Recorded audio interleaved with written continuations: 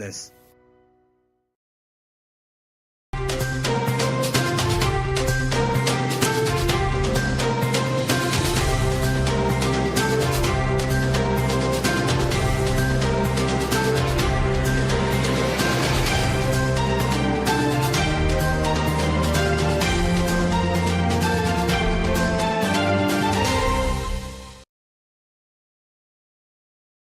You're most welcome to the Smart 24 TV. This is the business edition where we're going to make a recap of the stories that made the headlines in the days of the week. Remember also, inflation has hit up to 10.0%, and that's according to the data from the Uganda Bureau of Statistics. My name is Pedison Mumbere, and I'll be right back in just a bit.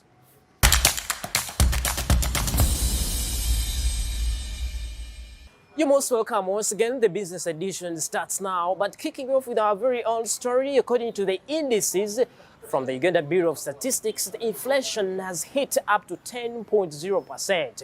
And statisticians are telling us this is the time you start spending on commodities that are a little bit cheaper than buying properties that are a little bit expensive. Let's have more of this very statistics from the Statistics House.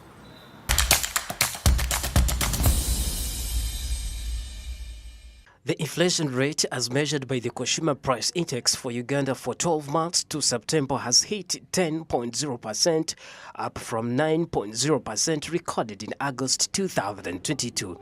According to Eddie Ganimba, the principal statistician at Uganda Bureau of Statistics, the increase was mainly driven by the high commodity prices that increased to 8.1%, up from 7.2% registered in the year ended August 2022. Price index for Uganda for the 12 months to September 2021 increased to 10.0% from the earlier registered 9.0% for August 2022. This was mainly driven by the increase in prices of commodities under core inflation that increased to 8.1% in the year ending September 2022. Among the commodities that contributed to the increase in inflation was rice and sugar. Indices show that rice inflation increased to 32.2% in September, up from 17.5% in August, and sugar inflation increased to 29.3% from 21.1% in August 2022. Magoma Godfrey, statistician at Ubosi, attributed the high price of rice to poor harvest, and that of sugar was due to lack of raw materials. What has led to the increase in prices for rice and sugar? As for rice, we remember we had very poor harvests in the previous season. So the local produce was relatively not good. That means the supply reduced. Now, we've been getting rice, importing rice from Tanzania specifically. And now, Tanzania, it seems to got a better deal with another country, whereby they have shifted most of their exports to that country, leaving us with very little supply. That means has led to reduced supply on our markets. As for sugar, this has come in because of lack of raw material, the cane sugar. Currently, rice super is selling between 5,000 to 5,600 per kilogram. Before it was 3,000. 1 kilogram of sugar is selling at 5,500, and before it was 300. Used to enjoying meat, maybe you can do beans that are cheap. Okay, beans went up, but what I'm trying to say is try to substitute with a cheaper product, because you now need more money to purchase the same basket of goods and services. So you just have to regulate yourself and maybe adjust on the basket of goods and services you're consuming. Thank you.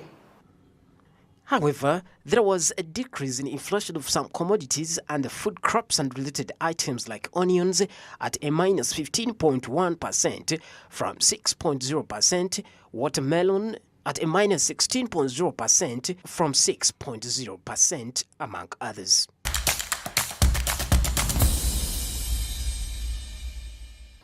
That's according to the information from the Uganda Bureau of Statistics. But according to Eddie Ganiimba, that's a principal statistician at Wobos, saying this high inflation is mainly driven by high prices in commodities, especially sugar and rice, just because some of the properties and means of transport, that's one of the biggest problems.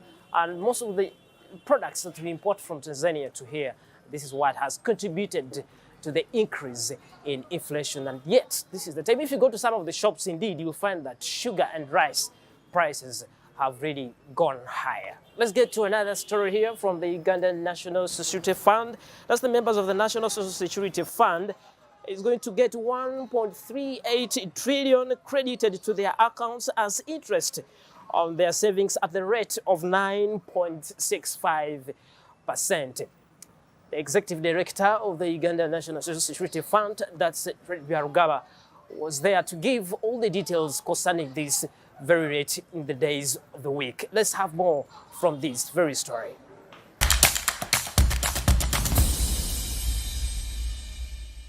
Given the global shocks experienced in 2020 that have continued to have an impact of the global economy, to this point, the interest rate is lower than the 10-year average rate of inflation, which stood at 5.5% as the end of June 2022. Total assets, however, climbed to 12.2%. Total assets in the sector are now Uganda shillings 20 trillion. This is about 12.2% of GDP from 5% a decade ago.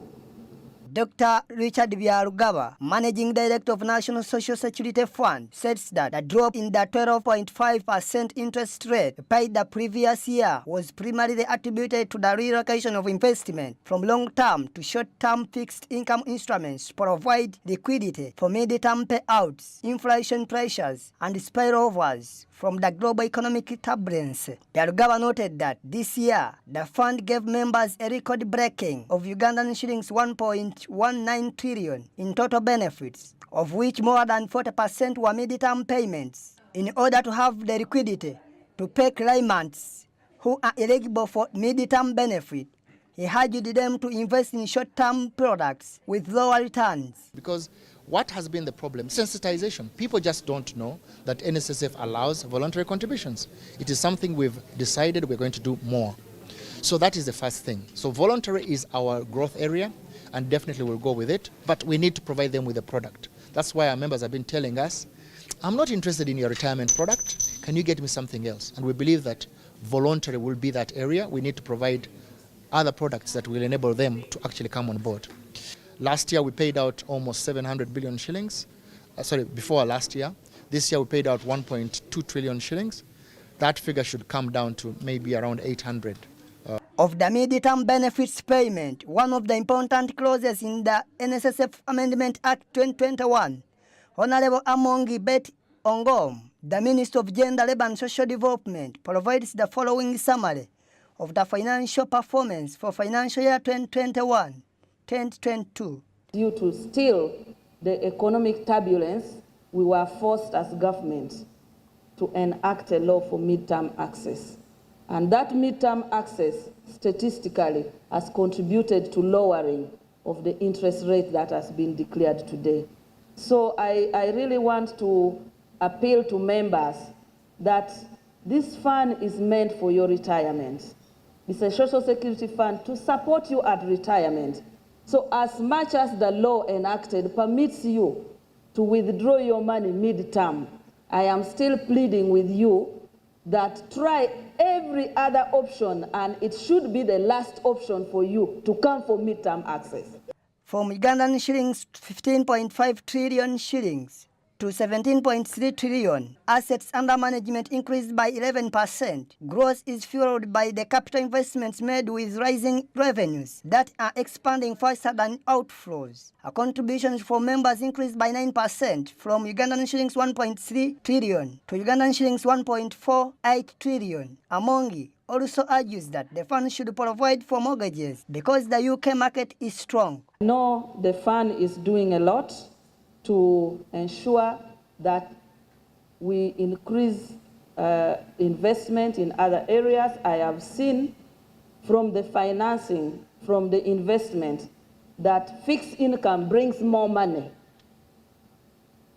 to the fund. So there might be need to look at more how to review probably our real estate sector, because today I was listening to the UK market for real estate, where banks are now refusing to lend for mortgages. The benefits paid out to qualified members climbed to shillings 1.19 trillion from Ugandan shillings 642.3 billion, with the payment of debts, new member registrations, and reactivation of employer accounts being the key drivers of the growth in contributions. Mid-term rewards to eligible members served as a catalyst for this.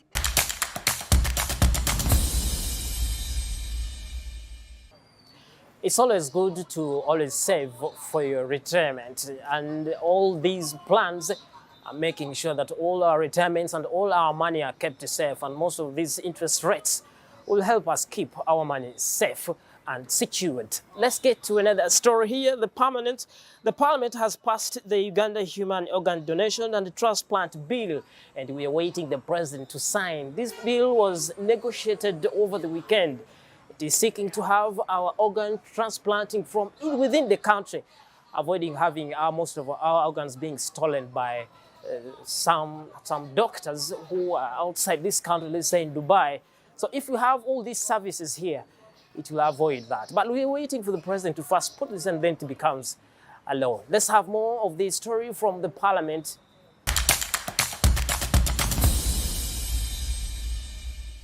The Uganda Human Organ Donation and Transplant Bill 2021 is aimed at regulating the donation of organs, cells and tissues, as well as their transplant. The bill is also aimed at looking at ways of having storage facilities for the organs, but also ensure that it addresses the issues of illicit trade. According to the chairperson of the committee, Dr. Charles Ayume, the bill aims at protecting the dignity and identity of every person and guarantees respect for their integrity. He adds that the bill is for the benefit of all Ugandans since it is not money-oriented. This is a non-commercial law, and there are several areas in the bill that say there is non-commercialization of organ transplant. And if we get you money exchanging hands, whether it's in a private facility, then the laws of the land, which we have clearly spelled, will apply. Jail terms of up to 12 years, penalties of up to 2 billion shillings. Ayume also says that the bill has serious penalties for the offenders, especially those who will be caught trading human organs. Here we're not talking about mild penalties. We're talking about penalties up to 2 billion shillings. Jail terms of up to 12 years. These are supposed to act as deterrents. So we're not talking about penalties of sweep around the courtroom and 100,000 shillings, 1 million shillings. We're talking about 2 billion shillings. Like, for example, if a hospital is, there is evidence that it has been engaged in organ trafficking, then the fine is 10 billion shillings. Organ harvesting in children, in the law, children are not supposed to be subjected to organ harvesting. And the penalty there is life imprisonment. We are not even putting a financial penalty. The MPs say this is the first bill of its kind since Uganda has not had any organ transplant operation done before, and many people have had to travel abroad, which is way too expensive.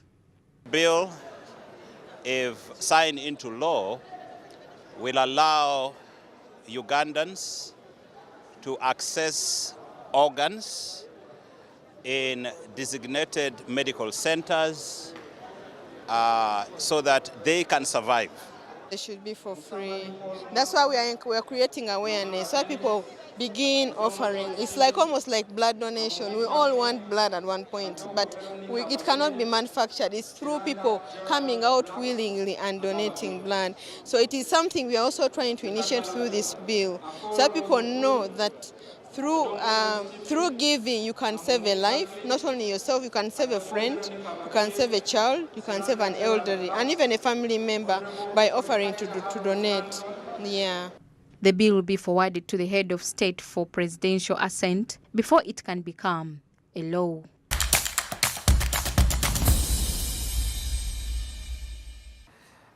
This is one of the transplant bill that we are waiting for the president to sign. And if you get a chance, get time and read about this bill and understand it. Otherwise, we may not want people to fall culprits of this. Getting to another story here, did you know that it has a 6% GDP contribution, and this is none other than tourism? And over the weekend, we had a 70th anniversary festival of the Uganda Wildlife Education Center to discuss the contribution of tourism to this very economy. Let's have more from this very report.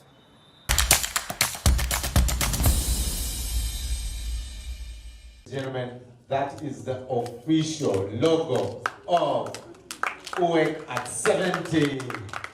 The number of tourists visiting Uganda decreased from 1.5 million as of the current year in 2021 to 400 in 2022. Looking at this year in the previous 6 months, we have reached 500 and anticipate reaching 1 billion visitors by the end of the year, which will boost revenue to 1 billion. Tourism generated $1.6 million in revenue prior to COVID.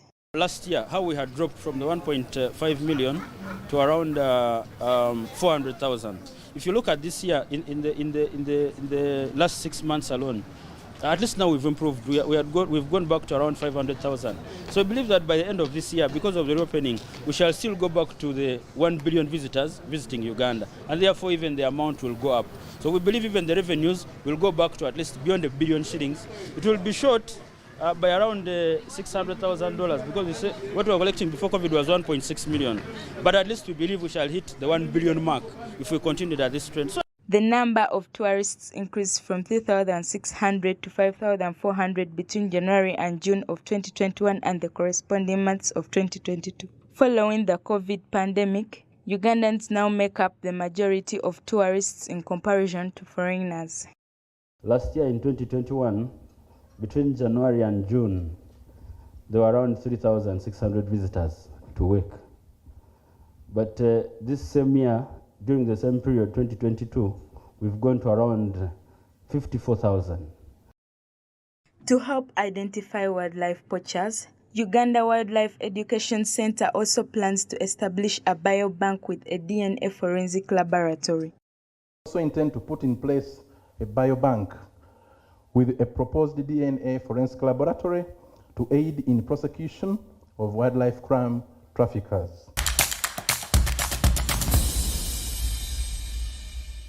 You see, this tourism sector is very important towards the growth of this economy, so it has to be handled amicably. And all these festivals and meetings sitting in the country here, they're trying to make sure that tourism is enhanced and put it to a certain level since it contributes big to the GDP of this country. Getting to another story here, we are discussing the custodians and depositories value chain. Here, the experts from the financial institutions have raised the concern over the poor performance of custodians and depositories in the country. The main role of the custodians and depositories is to safekeeping their clients' assets, and especially if those people are meant to keep their clients' assets safe and they are performing badly, then that means something is wrong. Let us have more from this very story.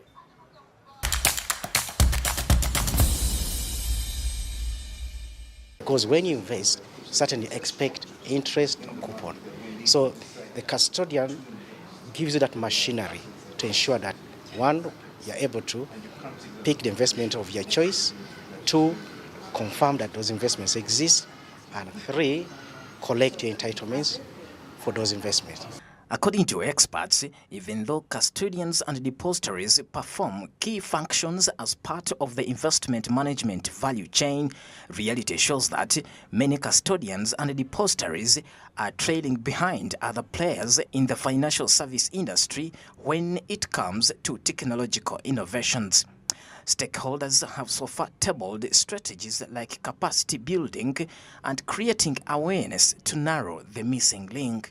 Is to create that to do a bit of capacity building, industry awareness and the likes, and seminars and forums like this that will create the awareness. For us, the reason for doing this today is basically about that awareness to say this parts of opportunity or business also exists, and those are some of the areas by which we sort of like take the lead, to drive some of those initiatives. Functions are separated, and independent custodians are required for services, either in pension funds, if you're investing in a pension fund through your provident fund, or if you're investing in a CIS. So the mere fact that there's separation and you cannot have under those frameworks a fund manager who is also offering custodial services is a big one in terms of investor protection.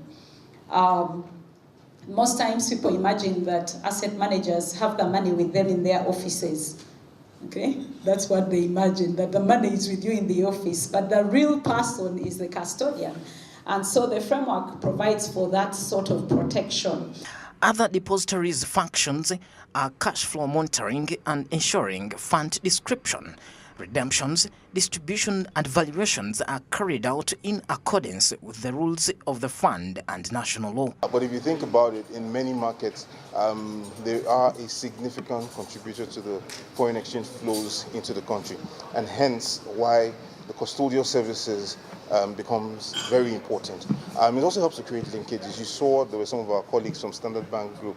So we have some of those relationships that we do have at a group level, and they partner with us when they come into various countries like Uganda and other African markets to provide that custodial service. So that's one of the key areas in terms of also helping to bolster the capital market, which is another area that they do invest in. So we're looking for the liquidity that will be pumped into the capital market. If you restrict it to just local players, you may not get the kind of uptick that you're looking for in the capital market. Business, it is more advanced, and then the regulation is not yet there, and that's the journey we have to take. So we seriously think we're going to rely on your expertise. It's not new, we've done it in the past, so we can do the same thing, and it's not unique to Uganda. I think even the advanced economies in this country, the regulators are not the most advanced, the players are actually more advanced. I think they try to look for ways to beat the regulator, but that's part of the game. To understand the key challenges faced by depositories and custodians and what opportunities can be leveraged for the future, we need to revisit the common definitions associated with custodians and depositories to set the scene for the upcoming walkthrough.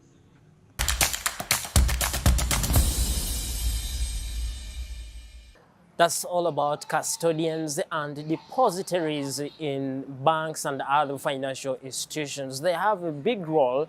Most of you people might not be knowing this, but the other role for them, they are responsible for processing transactions, and which sometimes they're saying their role is not doing well and they're not performing better. And this puts their assets, the assets of their clients, at stake. Let's go in for a commercial break, and then I'll be right back in just a bit. This is Smart 24 TV, and this is the Business Edition. My name is Pedison Mumbere.